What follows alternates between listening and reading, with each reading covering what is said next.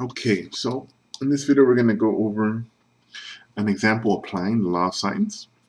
So just a refresher, the law of sines is relates the sine of an angle with the side opposite that angle. It's a ratio of those two things, and it's equivalent for all three pairs of angles and corresponding sides opposite that angle. All right, so beta, B corresponding, and side C, angle gamma is corresponding, side A, angle alpha corresponding.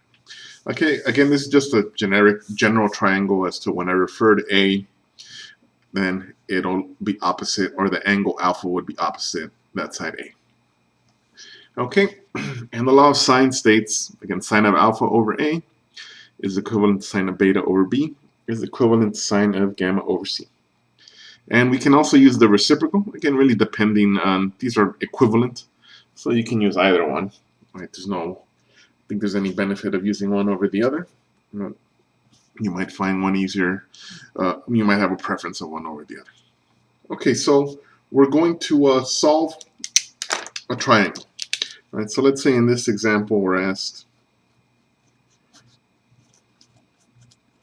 solve the triangle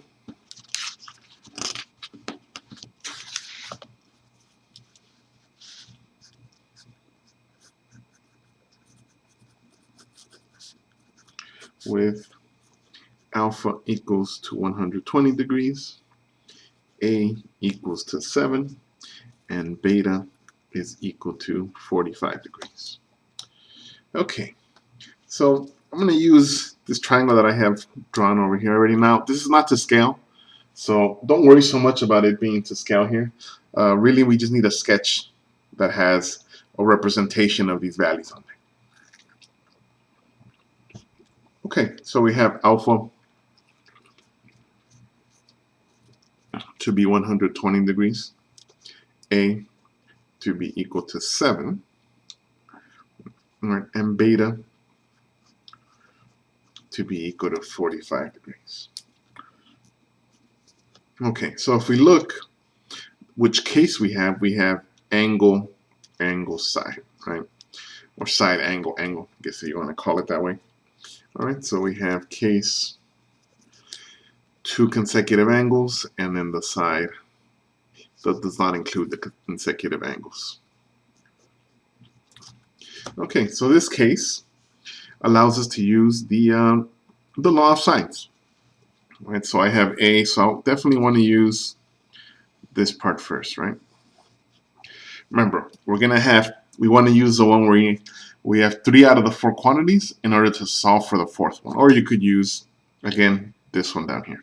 Right, those are equivalent, but I'm just going to stick with that one. So what we have here, we have sine alpha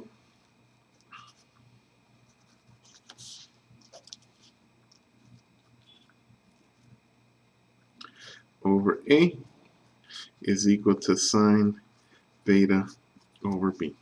And I'll plug in the values that I know. Sine of 120 degrees over A, which is 7. Sine of beta, sine of 45 degrees over B, which I do not know. Right, that is our unknown value, right? And that's great. You just want exactly one unknown value, right? So what we have here is a proportion. So we can cross multiply, and we get B equals, B times sine of 120 degrees equals to 7 sine of 45 degrees. And I'm going to hold off plugging anything in until the very end, right? When I have B equal to some value. So divide by sine of 120 degrees both sides. And we have B is equal to 7 sine of 45 degrees over sine of 120 degrees. Okay, and now I'll take my calculator. Alright, and here I'll make sure that I am in degree mode, which I should be. Okay, and I'll type this quantity in, right? So in the numerator, 7 sine 45. In the denominator, sine of 120. And here we get this. Okay, so I'm going to approximate. I'm going to use 2 decimal place values. So we'll say B is going to be equal to 5.72. All right. So now we have 5.72. Okay, so the only thing left here is gamma and C. Gamma, I don't need any law of sines or any other trig function.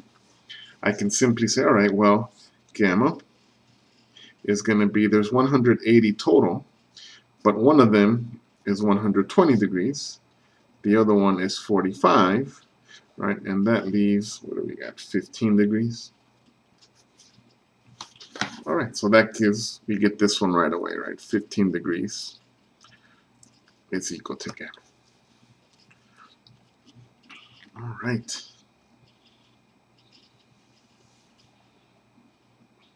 Okay, so now the only thing left is C. So that would be sine of, again, the corresponding angle is 15 degrees over C. And you can use either one of these, doesn't matter. I'll use sine of alpha over A. Sine of alpha being 120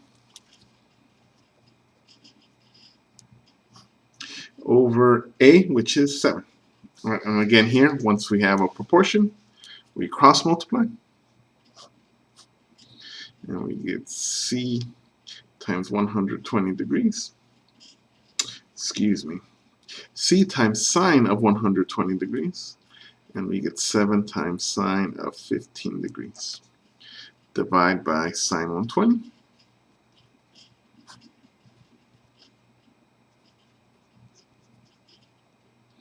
And we get C equal to 7 sine of 15 degrees over sine of 120 degrees. All right, and plugging that into my calculator. And here I'm going to hit second enter, the previous one, because it looks very similar. The only thing I have to go back and change is instead of 45, sine of 15 degrees.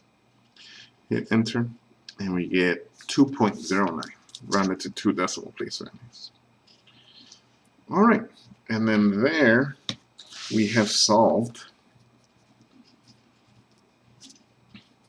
We have solved our triangle, where we have the case angle, angle, and the side that does not include, not included by those 2 angles. Thank you.